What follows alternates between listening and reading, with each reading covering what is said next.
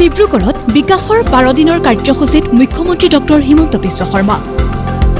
মানকটা ফিল্ডত বিশাল ৰাজহুৱা সভা শিক্ষাৰ্থীলৈ ডক্টৰ বাণীকান্ত কাকতি বঁটা স্কুটি চাইকেল বিতৰণ মুখ্যমন্ত্ৰীৰ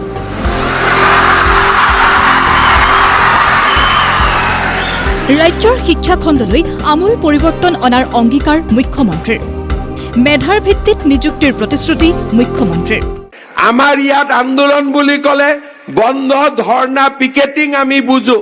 আৰু তামিলনাডুত আন্দোলন বুলি ক'লে তেওঁলোকে শিক্ষাৰ আন্দোলন বুজে বৌদ্ধিক আন্দোলন বুজে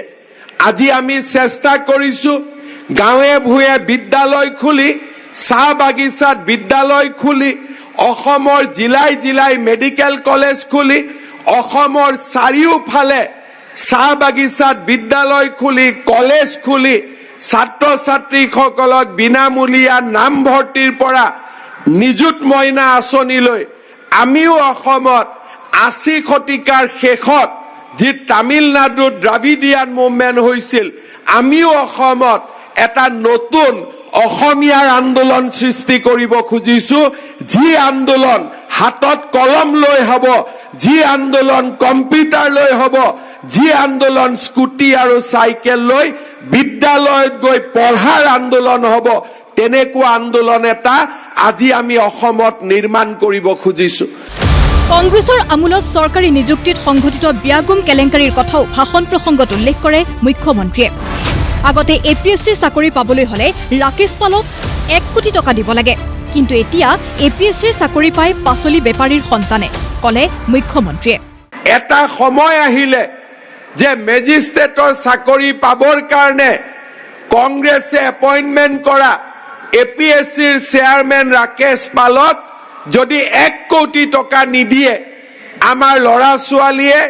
মেজিষ্ট্ৰেট চাকৰি পাব নোৱাৰে ডিএছপি চাকৰি পাব নোৱাৰে ইন্সপেক্টৰ অফ স্কুল বা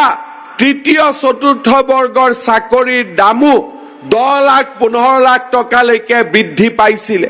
এনেকুৱা এটা অসমৰ পৰিৱেশ আছিল যেতিয়া এপিএছচিৰ ৰিজাল্ট দিয়ে তেতিয়া ৰাতিপুৱাৰ পৰা গধূলিলৈকে টিভিত বহি লৈ মানুহে হিচাপ দিয়ে অমুক মন্ত্ৰীৰ খুলখালিয়েক অমুক এমএলএৰ ঘৈণীয়েক অমুক মন্ত্ৰীৰ ভতিজাক অমুকজন বিষয়াৰ খুলখালিয়েক এইবিলাক লিষ্ট ওলাইছিল আৰু সেই কাৰণে আমি পৰিৱৰ্তনৰ কাৰণে কাম কৰিছিলো আজি এপিএছচিৰ যেতিয়া ৰিজাল্ট দিয়ে তেতিয়া ৰিজাল্টৰ পিছত আমাক বেয়া পোৱা টিভিটো নিউজ কৰিবৰ বাবে বাধ্য হয় যে এইজন ল'ৰা তৰকাৰী বেপাৰীৰ ল'ৰা এইজন ল'ৰা বিধৱা মহিলাৰ ল'ৰা এইগৰাকী ছোৱালী বজাৰত দোকান পাতি সৰু বস্তু বিক্ৰী কৰা এগৰাকী মহিলাৰ সন্তান বিজ্ঞান প্ৰযুক্তিৰ সহায়ত শিক্ষাৰ্থীসকলক এক নতুন পথৰ সন্ধানত ব্ৰতী হ'বলৈ মুখ্যমন্ত্ৰীয়ে আহ্বান জনায় এই নতুন অসমত উপযুক্ত ছাত্ৰ ছাত্ৰীৰ বাবে কৰ্মসংস্থাপনৰ কতো অভাৱ নহয় উদ্যমিতা স্কিল ডেভেলপমেন্টৰ জৰিয়তে বিকশিত ভাৰতৰ আমি সেনানী হ'ব পাৰো আজি আমাৰ আইটিআই বিলাক যেনেকৈ আমি ট্ৰান্সফৰ্ম কৰিছো ইণ্ডাষ্ট্ৰি 4.0 য'ত নেকি আৰ্টিফিচিয়েল ইন্টেলিজেন্স ৰবটিক্স 3D আমি নতুন নতুন ফিউচাৰ এডুকেশ্যন বিলাক আইটিআইত অন্তৰ্ভুক্ত কৰিছো অসমত স্কিল ইউনিভাৰ্চিটি মঙ্গলদৈত নিৰ্মাণ হৈ আছে ব্যুৰো ৰিপৰ্ট প্ৰতিদিন টাইম